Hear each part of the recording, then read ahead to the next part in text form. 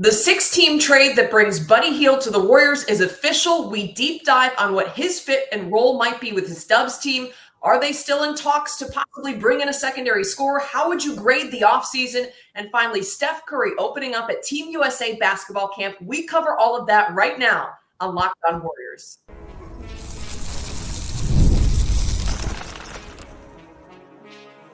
You are Locked On Warriors, your daily Golden State Warriors podcast. Part of the Locked On Podcast Network, your team every day. What's up, Dubs fans? Thanks for making Locked On Warriors your first listen every day. We're free and available wherever you get podcasts and on YouTube, part of the Locked On Podcast Network, your team every day.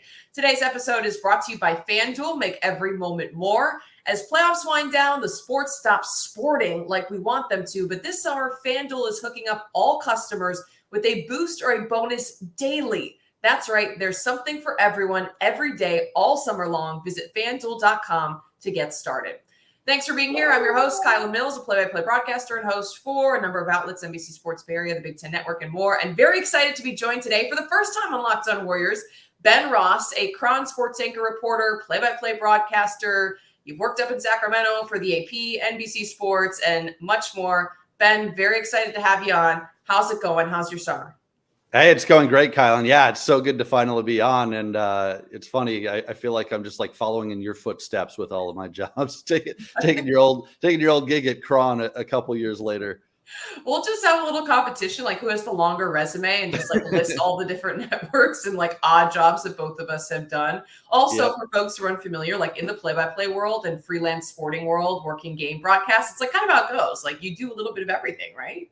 Yes. And I mean, that keeps it interesting, right? Like I actually love that. It's not the most stable thing in the world all the time, but it's fun. Like you're doing a little bit of everything. It never gets boring. Exactly. It keeps things interesting. And we are going to keep things interesting here on the show. A lot to talk about.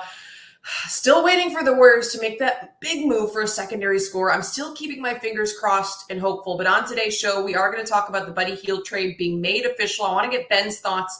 We talked about it on Friday's show, but haven't really dove deeper into it. So we'll get into that. Also, just want to hear Ben's overall rating, and I'll give you mine for the Warriors this offseason. If another move isn't made, do you all think this Dubs team got better, got worse? How would you grade the job the front office did? And you can also drop your thoughts in the comments as well. And then finally, Steph Curry opened up on Klay Thompson's departure, talked about how he maybe ignored what Klay asked him to do and not talk with the front office. He also talked about much more at Team USA basketball camp with the media. We're covering all that. And I want to start with Buddy Hield. Trade made official, a historic 6-team trade. And I literally have to get the exact article up because it's hard to memorize and keep all of it straight with how Buddy Hield officially came to the Golden State Warriors. 6 teams involved.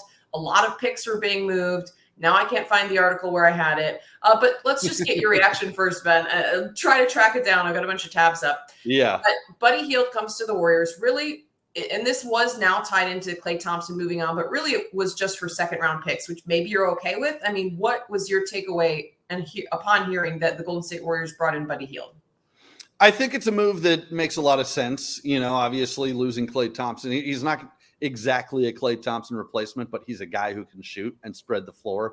It's funny because, you know, as you mentioned, I've worked up in Sacramento and I was at CBS SAC for a couple of years. Yep. And, you know, getting to watch him there for a bit, you know, they have an interesting relationship. The Kings fans have a very interesting relationship with Buddy Hield. And I think, you know, he frustrated a lot of them a lot of the time with, you know, maybe some of his turnovers and not always the smartest play. But at the same time, I think he was maybe being asked to do more there than he will be asked to do in this situation with the Warriors. And so, again, he comes in as a guy maybe off the bench who can provide some shooting, some scoring. He's now been around the league. He's been on a few teams, and I think it's a move that makes sense. I don't see him as necessarily a Klay Thompson replacement, just because, you know, I forget who it was that one of those NBA Muse type websites put out the new Splash Brothers type tweet, and I'm like, come on, that's disrespectful. That's disrespectful. I understand. He's a great shooter and he's near the top of the league in 3-pointers made, but Klay Thompson obviously did a lot more. But at the same time, you know, Klay, as we know, is a little bit older now, coming off the injuries. With Buddy Hield, they get a little bit younger, and yeah. So I like the move, and I think he definitely does help fill some of that void just on the offensive end of a guy who can space the floor. And, he's a guy that you can't double off of. So he's another guy who can hit some threes.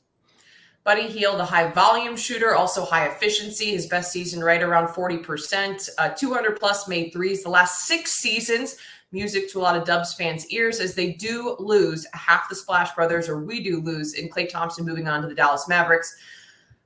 It's going to be a minute here, but here is the exact list of pieces that went on the move that was a part of bringing Buddy Hield back to the Golden State Warriors. The Mavericks received Klay Thompson, a 2025 second-round pick. The Minnesota Timberwolves receive a 2025 second-round, 2031 second-round pick swaps, and cash. Warriors received Kyle Anderson, so his deal actually got tied into this, and Buddy Hield. The Nuggets received cash. The Hornets received Josh Green, Reggie Jackson, a 2029 second-round pick, and a 2030 second-round pick, while the 76ers receive a 2031 second-round pick. I do want to give some love to the front office. I've been critical of some of the negotiations and pieces that have gone on, but I do want to give the front office some love for the fact that they've gotten creative. The Warriors have been, just their hands have been tied due to the cap situation and being, strapped at the second apron, not having a lot of room to continue to go above the luxury tax. And it's something that Joe Lacob has talked about. Like, at some point it has to end in terms of how much this team is spending. So I think it's tough, but they've cobbled together sort of a Klay Thompson replacement when you look at bringing in a DeAnthony Melton, a good defender, a Buddy Hield, who's a great offensive player, 3-point shooter at least, floor spacer, and then Slow-Mo, who brings in some of that as well, and, a good defender also. But in general, how would you rate how the front office has done so far? Yeah, I'm kind of with you. I think those moves all make sense, and I think they do help fill the void of losing a Klay Thompson. I think what I do like about the moves is they get younger and perhaps a little bit more athletic, which is sort of the, where they want to be heading and where the rest of the league is heading. And I do like the, DeAnthony Melton. I think that's a good under the radar type move, a 3-and-D guy. Kyle Anderson, a veteran who's another good defender. So I like all those moves, but yeah, it is a little bit tough for me to grade the offseason. If this is all they do, I think it's got to be seen as overall sort of a disappointment because they didn't get, any of the big names that they were looking for. And, another guy to go along with Steph. We were talking before, like, who's the second best player? We still don't really know. That was sort of the issue last year. Who was the next guy behind Steph? And I feel like they're still sort of in that spot. So as far as a grade at this point, I'm kind of looking in that C range, maybe a C plus, just because, again, they did get creative. And I think all of those pieces that they've added will contribute. But at the same time, did they really get much better than last year? I kind of look at them as constructed right now as good, probably a playoff team, but I with their current roster, I don't see them as a title contender. And I think that's obviously the goal. That's the thing. None of these moves move the needle for me in terms of this team really elevating themselves out of being like a first or maybe second round playoff team. Because I think with Draymond Green healthy last year, that's where they realistically should have been at. I hate the play-in because 1 game, 2 games, it can be easy to get knocked out versus getting an opportunity in a 7-game series, which is why it's so important to avoid the play-in. And I think they maybe could have had Draymond Green not missed a large quantity of games that he missed, because we saw how much the defensive efficiency moved up when he was back. And I do feel like right now, based on the roster, the team is similar, maybe a little bit better, but I just don't see a clear answer to that secondary score. And to me, that was the biggest issue with the Warriors last year. There is no one aside from Steph who can consistently score upwards of 20-plus points a night. Right. And their second score last year, second leading score was Klay Thompson with 18 a night. And he's not back on the roster. Buddy Hield, you can play in certain rotations, and he definitely can add that floor spacing ability, but you can't start him because the defensive liability. I think pretty much across the board at this point, everyone's looking at him as coming in off the bench. DeAnthony Melton, not going to do as much in terms of the perimeter shooting, but a much better defender. Do you start DeAnthony Melton? Do you start a Brandon Pajemski? Again, this is all assuming that no moves happen, folks. Which is what the Warriors have been talking about and seeming like they want to do, because pods did start for Klay Thompson this past season when Klay got moved to the bench right around the All-Star break. So looking at that lineup, that's the same. It's the same starting five that we saw last season. What makes you think you're going to have significantly different results just changing the bench? And I do think that depth is super important, but you have to have a reliable secondary score. And I want to get more of your take on that here coming up. It's been fun getting to talk and ponder about the NBA season, but man, I can't wait for sports to be back in full swing. I love them. You never want them to stop. But as the playoffs have wrapped up in the NBA, fewer games and the sports just aren't sporting like we like them to. But FanDuel lets you keep the sports going whenever you want. All you have to do is open the app and come up with some bets that you can use to make maybe watching Major League Baseball or watching the WNBA more interesting. This summer, FanDuel is hooking up all customers with a boost or a bonus daily. That's right. There's something for everyone every day, all season long. And I dove into some of the Major League Baseball opportunities that are out there on FanDuel today, looking for a big outing from Max Scherzer and the Texas Rangers on Tuesday night. That's a play that I like. Scherzer has been very solid in his return to the mound, but has yet to have a really dynamic start. This is going to be it. I'm feeling it. Take the run line at -1.5. It's even odds, and it seems like a value against the Angels. So there's something you could go with if you're looking to make a play today. But no matter what day it is, what sport you're trying to watch to get you through the NBA offseason, make sure you go on over to FanDuel.com. FanDuel, the official sports betting partner of Major League Baseball.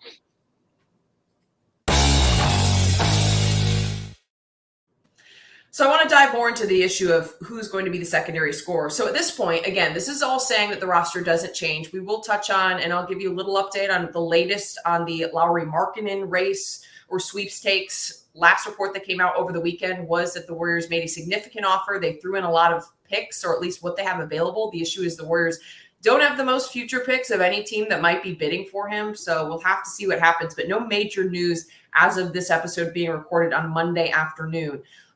So that begs the question, who is going to step up and be that secondary scorer? Do you think Jonathan Kinga has that potential and can make that big of a leap this season to surpass the 20-point plateau? I actually do. I like Jonathan Kinga a lot, and I feel like his improvement has been so rapid. Like, we knew that the athleticism and the talent was there right from the beginning. He's just a guy who was raw and needed more basketball experience. And I feel like he made big time strides last year. Shooting above 50% from the field was really impressive, just as far as how efficient he was. So I do think he's ready to take that next step. And I'm excited to see his year getting more consistent playing time. I think maybe that's one of the silver linings of losing a guy like Klay Thompson, is it just, if nothing else, it creates opportunities for more playing time for a guy like Jonathan Kinga. Obviously, you talked about Brandon Podziemski, who was also really impressive last year, and I think he's primed to take another leap as well. So I'm really looking at those two guys as far as filling some of that scoring void. But yeah, if I had to take my pick, I'd say Kinga can and will average 20 points. Or better this season. I really like. I'm expecting a big year from him, and it's funny because we saw Franz Wagner get that big contract extension from Orlando. I feel like Kinga is now sort of eyeing that, and I think he's capable of reaching that level as well. So I'm excited to see what he does this year. I think he's going to take another leap. I feel confident that Jonathan Kinga is going to take a leap. Is it going to be a big enough leap for him to be the reliable secondary scorer? That's where I just don't feel confident saying that yet. This past year, he was at times. Mm-hmm. Like, he went through incredible stretches, then he kind of had dips. I still see a little bit of the mental lapses, like on the defensive side of the ball. Sure. I still see some room for maturity and growth, and he's a young player still. So that is something we have to keep in mind just in terms of the mentality piece. You saw throughout the season, he talks to the press about not playing and being maybe critical or doubting Steve Kerr. He did hang his head at times on the bench. Like, I feel like there are times that I saw him mope a little bit. Yeah. And that's where I think, you get a young player who's not maybe getting what they want or the minutes they feel like they deserve. And you have to work through that, and you have to continue to bring it every day. Moses Moody is a great example of like having that extra level of maturity. And I feel like, I don't know that Jonathan Kinga is like 100% there yet. So one of my questions is just like, can he lock in mentally and bring it to the next level that way? Because we know the skill set is there. Like, to me, the athleticism, everything that you see, like the potential to be an elite player, the potential to be a secondary scorer has been there. Like, that's why the Warriors drafted him. That's why so many people, fans and folks around the organization, are so keen on keeping him, because everyone sees the potential. Like, what's it going to take for him to reach his full potential? To me, like, a lot of it's mental. I don't know if that's something that you saw or would take away at all as well. Yeah, I think that's fair. And I think the other, he's still just 21 years old. So as far as from a mental standpoint, that's probably not uncommon for somebody that young to deal with some of those struggles. But I think the points you make are totally valid. The one area that I want to see him take a jump, obviously, is his shooting. I feel like he took a step back last year, just as far as 32% 3-point range. The year before, he was at 37%. He did improve his free throw shooting, which was good to see. But I'm sure that's something he's been working on all off season long. And as we know in the NBA today, you've got to be able to shoot from the outside, no matter how athletic you are. And like you said, I think defensively, I want to see him not have those mental lapses, just be more consistent and locked in. And hopefully he can also take that mental next step. But you know what? I think he can. And I think just the fact that he's going to be relied on for more this year and counted on more and get more consistent playing time, I think he's ready for it. So we'll see. But I'm expecting a really big all-around year from him. The fourth year in the NBA is the time where, in interviews, Steph Curry, Draymond Green have said they felt like they made the biggest leap. They were able to impact winning the most because you just have adjusted to the league. You learn the system, especially if you've been with the Warriors throughout that time, like they both were, and Jonathan Kinga has been, to where you feel comfortable. You feel like you've adjusted to the game. You know what's expected of you as a professional, and then you can go out and perform. So hopes are high. I also for Trayce Jackson-Davis, as we look at this roster constructed as is, like I said, I'm disappointed if we don't add a big piece, but I do think there still are a ton of young players that I'm really excited about. Yeah. I don't know that just relying on those individuals to improve is going to be enough, again, to get the Warriors out of like a second round playoff team. But I do think there's a lot to be excited about for Dubs fans, and Trayce Jackson-Davis, Brandon Bajemski, and Moses Moody is a name we haven't talked about yet. Yeah. I have been adamant that I think he could be a starting 2 guard. I see the potential, yes, for 3-and-D. I get that, but I just like that he has a little bit more size and, to me, a better defender than a Brandon Bajemski. But looking at those 3 other young players, what kind of seasons are you looking for from them, and what has been your evaluation of their progression that we've seen so far? I'm with you on Moses Moody. Yes, all right, Moody fans. He has shown. I've wanted to see him get more consistent playing time, because he has shown in limited time that he can really be a difference maker on both ends. And again, that's one of the other, sort of silver linings of losing a Klay Thompson, and is it just does open that type of opportunity for perhaps a Moses Moody, or, we already know Brendan Bajemski is probably more sturdy, I think, in the rotation. Mm-hmm. I like both of those guys. Steve Kerr loves running a small lineup, a small back. He does. I'll tell you what, small. I like Trayce Jackson-Davis a lot too. And, I think everything we were talking about with Kuminga, it's sort of the opposite with Trayce Jackson-Davis from a not just a mental standpoint, but like he came in NBA ready. He's already polished. Just from, I think he spent his 4 years at Indiana. He was full collegiate career. Mm-hmm. Exactly. And so I think that really helped him. You can just see he sees the game really well. And then I think he's more athletic than people realize. We've seen him do some things on both ends of the floor. I think he's another really good piece. So I see all 3 of those guys taking another step.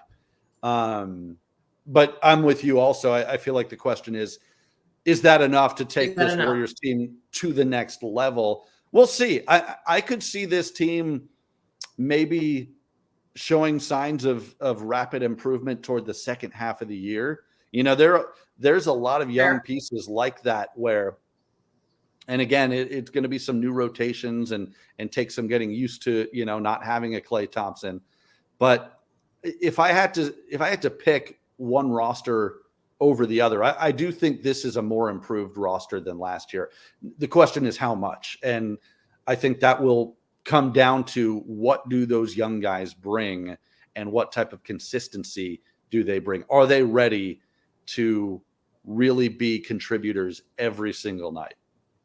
Well, that's my one big issue with this roster build as is. In addition to needing a reliable secondary scorer, I would have loved to see them bring in another center or another really true big. I know Anderson technically plays forward, slow-mo, whatever, but I still would like to see them bring in another high-level big. I love Trayce Jackson-Davis, but do you think that he's ready to realistically start at the 5 on a team that is going to be a contender? And just in general, I still feel like there could be more front court depth. If you look at the way this roster is built now, it's very backcourt heavy, a lot of guards. And to me, that's one thing I would like to see Steve Kerr get out of is this small ball lineup. Clearly it didn't work. And obviously we know it came from the championship runs. He, thought outside the box and started doing that, throwing Draymond Green in at the 5. Was it back in 2015 or 16? And to me, though, you have to recognize when times have changed. And to me, times have changed. And I don't think they can go with the small ball anymore. But you didn't really get any bigger this offseason. I mean, I guess you add Quentin Post, a rookie, but how much can you expect from a rookie? Right. I would like to see them add a big. Yeah, I mean, I think they could definitely afford. I think they could definitely afford to add one more experienced big. I mean, you're right. I mean, I think right now they're going to rely on playing a lot of small ball, and I think they're going to also rely on Kevon Looney and Trayce Jackson-Davis. I mean, is that going to be enough? We'll see. But again, I do think I think the small ball lineup can still work. It's just a matter of what can you get from a guy like Kyle Anderson, because he is, say what you will about slow-mo, he's a pretty versatile guy who can fill, almost every position, which I like. I think what I want to see more from Steve Kerr, though, and I think that kind of goes to what you were saying, is I want to see more of a willingness to adapt based on what's happening. If the small ball lineup isn't working one night, I feel like he can get stuck in some of his same rotations and obviously it worked for this franchise for so long, but I do want to see a little bit more of a willingness to adapt and sort of change things up from night to night, depending on the matchups. Are you going to go small ball? Are you going to start Draymond at the 5? Maybe other nights you want to go with Looney at the 5 and, Trayce Jackson-Davis. I want to see him play 25 minutes some nights. So, but I'm with you. I mean, I think they could certainly afford one more big man. To me, that's not as big a concern as what we were talking about earlier, which is who's the number 2? Do they have an established number 2 option behind Steph Curry? And, we know they wanted Paul George. That didn't happen. Markkanen, I don't know. Will they make another move? It's not looking like it at this point, but we'll have to just wait and see. I'll give a quick update on the latest report that came out this weekend on Markkanen here in one moment.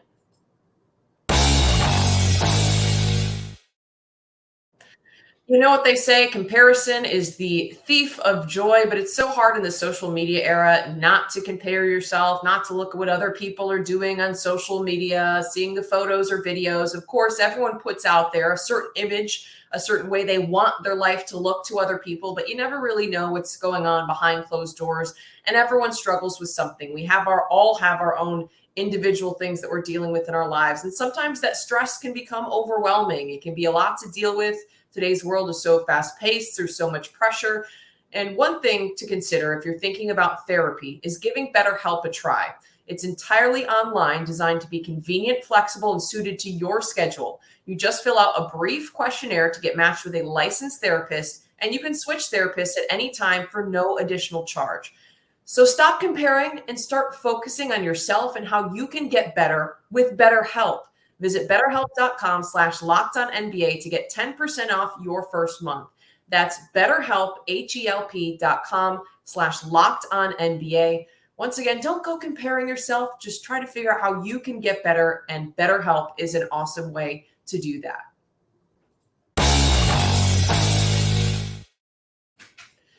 Before I get into the market and trade or potential trade situation, one thing I did want to mention is that I'm on the same page with you that I think the young players could make significant jumps.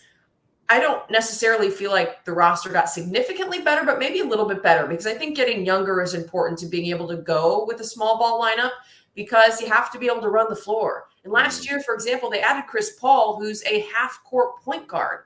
So I'm like, it kind of was a head scratcher to me, to where it's like, well, if you want to keep going small and we don't have the biggest roster in the NBA, but then you're adding older players who are known to be slower players that want to work in the half-court offense, like, what are we doing here? The Warriors last season saw major digression. I don't even know if that's a word, but they slipped majorly in terms of fast break points and transition points. Part of that, I think, is from some of their defensive deficiencies, because you have to be able to get stops to create transition and to get fast break points as well. But also, like, to me, the pieces just weren't adding up. So that's where I think getting younger, getting more athletic is positive if they're not going to be the bigger team. But like in general, I just would like to see the Warriors get bigger and get younger. I feel like we're kind of getting there. We're getting towards the being a younger team. But in regards to the Lauri Markkanen trade potential, still no huge updates. Again, this is as of Monday afternoon when we're recording this, right around 2 o'clock Pacific time, folks. So it's hard to keep up with the NBA news cycle right now with these recordings, because it's just like new reports are coming out by the hour. It's nuts. But it was reported over the weekend that, according to Tony Jones, who covers the Utah Jazz for The Athletics, the Warriors extended a substantial offer for Lauri Markkanen. He suggested that, yes, there are still hurdles to clear, but said that it is a serious offer that the Jazz should or are considering. The thing that Jones said complicates it is the fact that the Warriors only have 2 unprotected picks plus a protected first rounder. He also said that on 95.7 The Game, Jones did, in speaking to some of our local hosts in the Bay Area. So the Warriors are seriously making moves, which I love to hear. I love Markkanen's game. You got a 7-footer who can shoot the 3 ball at 40%. What you hope is a reliable secondary scorer coming off an NBA All-Star season. We still just don't know. That whole trade situation is hanging in the balance. Honestly, like, just tell me when something's happened. There was like a report last week on Thursday or Friday, and it was like, there's a 10% chance, according to so-and-so, that Lauri Markkanen is going to be traded. The next day, Lauri Markkanen is likely going to be traded. I'm like, I can't. It's impossible to keep up. So a lot of people are along the same sentiments as me. I'm like, I want off the roller coaster ride. Just let me know when something's actually happening. Yeah. I mean, that's NBA offseason in a nutshell, right? There's like all of this stuff up and down and these percentage chances. And who knows? I mean, it's fun. It's fun sometimes to look at these things, and it keeps you busy, but I'm with you. There's so many of these rumors out there that it's hard to really know what's legit and what actually is going to happen. Right. So that's the thing. Read into that what you will. Tony Jones, who covers the Jazz for The Athletic, says that the Warriors did make a substantial offer, but Danny Ainge has said he really wants picks. And they want to find those future building blocks if they're going to let go of their star, who could potentially be a centerpiece to build a young team around. Instead, you have the option of, hey, maybe move him off and get a multitude of picks. It's been reported that's what he's looking for, and that's where the Warriors don't maybe have as much to offer as other teams, as you just pointed out. Really quickly, want to touch on something that came out from USA Basketball Camp. Awesome to see Steph Curry with Team USA. He's talked about how much it would mean to him to bring home gold. Maybe cap off all of the awards and different medals and things that he's won in his career would be to win that Olympic gold medal. And Team USA is stacked, so it's kind of ridiculous. Like, if they don't win gold, that's insane. Once again, head coach Steve Kerr back in his coaching role. But there was something that Steph Curry talked about regarding the Klay Thompson situation that I wanted to bring up. He did open up in talking to the media about Klay Thompson's departure. Obviously very tough for him. It's something he was upfront about. He mentioned, I feel like I'm going to go back, though, to preseason camp, and like all of a sudden Klay's just going to be there. Like, it still doesn't feel real a little bit, because he's like, Klay sometimes he's off boating. Like, over the summer, you don't hear from him in a period of time. And then you just walk into camp and there he is. Like, So he said it's still a little bit surreal, which is understandable. But one thing Steph Curry did say is that he ignored Klay Thompson's requests to have Steph not interfere with negotiations and use his influence and power in trying to force the hand of the Warriors front office. Steph ignored that. And he did say in an interview with The Athletic specifically that he spoke to the front office and said, I want Klay back. He didn't give them a dollar amount, but was like, listen, I want this to happen. Try to make this happen. Obviously, it didn't come to fruition. I just kind of wonder, like, is Steph side-eyeing the front office after that, and the way things ended? A lot of different, again, this is a situation where a lot of different reports that come out about exactly what the dynamic was, like how much of this was a Klay Thompson's decision, how much of this was the Warriors kind of giving him the little push out, doing a little sting situation, almost is how it's been described. Any concerns about Steph's relationship with the front office in light of that departure? Honestly, probably not. I mean, I could see Steph being a little bit upset about it, but like Steph is just a guy who gets it, in every area. He's just he gets it, and I think that he understands the business side of things, and I'm sure he's disappointed. But at the same time, even if he is a little bit upset about it, like you'll never see it from him, you'll never hear it from him. He's going to go out there, and he's such a good leader that he's going to go out there still, and I think be just such a great mentor to some of these young guys and still put up a great season. So I feel like he's the one guy you don't have to worry about. Now, it is tough. I think that maybe he is a little bit upset about losing Klay, but I do think that he's such a smart guy that he's been in the league for so long. He understands how it works. And I'm sure he's talked to Klay, and I'm sure he knows a lot of stuff that we don't know.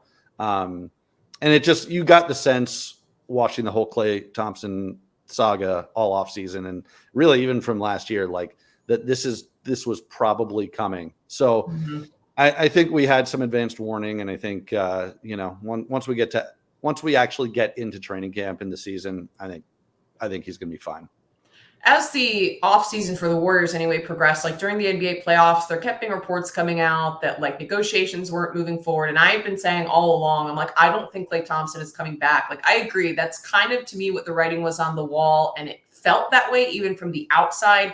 And it sounds like on the inside with the Warriors continuing to say, hey, hold on. Hey, we can't do anything. Hey, we can't make any moves. Yeah. It definitely felt like this was the direction things were going and what was needed for both sides. One thing I will say is that I was a little bit critical of some of the reports that came out that Joe Lacob was maybe icy or just, very distant in terms of negotiations and not reassuring Klay, like, yes, we want you back, or being a little bit more proactive because the Warriors did want to wait and see what they could do in the offseason. But also Ramona Shelburne's article out of ESPN last week, I think shed some light on the fact that like this also was time for Klay Thompson. Like she talked about how he said, he's lost the joy of game a little bit. And that sometimes a fresh start, a new environment can be the best thing for a player who's in a rut or in a headspace like that. And the more I thought about it, the more I felt like watching Klay Thompson up close these last 2 years. And I don't know if you'll echo these sentiments, Ben, because I know you've covered the team from a variety of outlets, but he definitely didn't look happy. He wasn't his usual free-spirited self to the fullest degree. We saw it in moments, but I definitely felt like he wore the frustration and he wore this burden to me the last 2 years. Just curious if you noticed anything about his demeanor in covering the team. Oh, yeah. I mean, absolutely. I think you could just see it literally with his interaction with the media. Like, and it's not like players are obligated to be nice and friendly with the media, but that's just how Klay always was. And I think you could sense the frustration in some of his press conferences.